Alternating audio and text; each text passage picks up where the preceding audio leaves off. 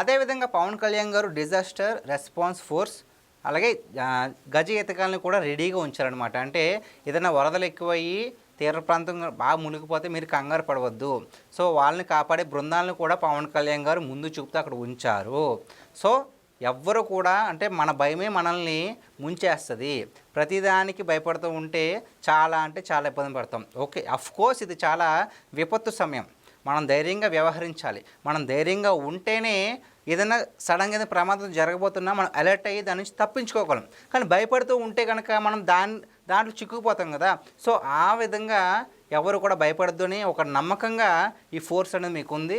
గజేతగాళ్ళు ఉన్నారు. సో భయపడొద్దు అని చెప్పేసి అందరినీ చాలా భరోసాగా ఉంచారు పవన్ కళ్యాణ్ గారు. మనం ఎంత జాగ్రత్తగా ఉన్నా సరే ఒక్కొక్కసారి ప్రమాదం ఎలా వస్తుందో మనకు తెలీదు. ఓకే, మనం చాలా సురక్షితమైన ప్లేస్లోనే ఉంటాము, చాలా జాగ్రత్తలు తీసుకుంటాము.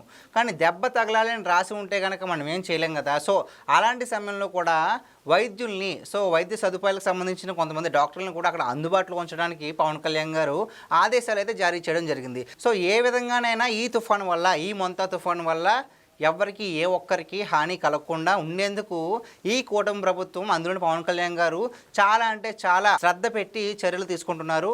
ప్రతి ఒక్కరికి విజ్ఞప్తి ఏంటంటే గాలులు బాగా వీచే ప్లేస్లో ఉండొద్దు. అదేవిధంగా మీ ఇల్లు కనుక బాగా అల్పంగా ఉంటే అక్కడి నుంచి మీ చుట్టాల ఇళ్ళకో లేదంటే కాస్త దృఢంగా ఉండే ఇళ్ళకి వెళ్ళండి.